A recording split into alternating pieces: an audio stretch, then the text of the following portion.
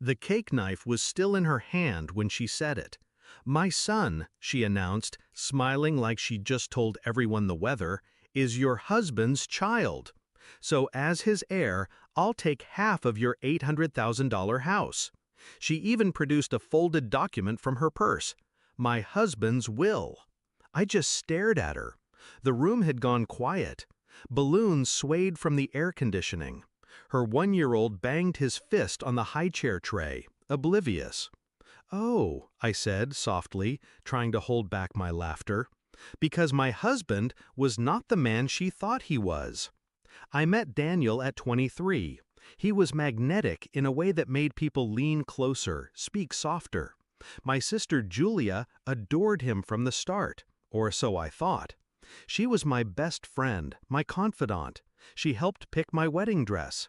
She held my bouquet when I married him. It wasn't until 3 years into our marriage that the distance began. She stopped calling as much. When she did, her voice was tight, hurried. Daniel, too, was different. Longer showers, more late nights at work.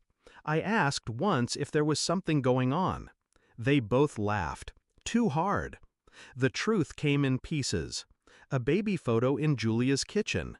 The infant's eyes were a mirror of Daniel's. A slip in conversation when she called me by his pet name for me. And then, 6 months before he died, I found the text, "We'll tell her one day. She'll understand."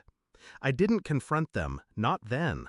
Because if you're going to dismantle someone's world, you don't do it in the heat of the moment. You do it slowly, deliberately. When Daniel's cancer diagnosis came, Julia was there for us. She drove him to appointments when I couldn't, sat beside him in the hospital. She thought she was being subtle. She wasn't. He died in spring. The funeral was small, private. Julia wept harder than I did. I watched her, wondering if she was crying for him or for the life she thought she'd inherit. 2 weeks later, she invited me to her son's first birthday. I knew what was coming. She'd waited for the right audience. Family, friends, people who would witness my humiliation. She thought she was walking into a scene where she would control the script. Instead, she walked into mine. I took the will from her hand and read it slowly, my face unreadable. The signature was real. The bequests were real. Half the house to be split between his children, except Daniel had no biological children. Not anymore. A month before his death, while he was heavily medicated, I'd convinced him, gently, quietly, to take a DNA test. I told him I was doing ancestry research. He agreed. When the results came in, I didn't even have to say anything. He saw the truth in the numbers. The boy Julia claimed was his wasn't. I'd had the test done twice, once through a consumer kit, once through a private lab. Both results matched, and both were notarized, dated, and filed. Daniel rewrote his will a week later. The new version revoked any inheritance to non-biological children. He didn't tell Julia. Neither did I. So when she handed me that old will, I almost pitied her. Almost. I set it down on the table between the party favors and the untouched slices of cake. "Julia," I said, keeping my voice light, "you should have done your homework." Her smile faltered. "You don't," she began. I pulled out my phone, opened the PDF, and slid it across to her. The new will. Legal, binding, final.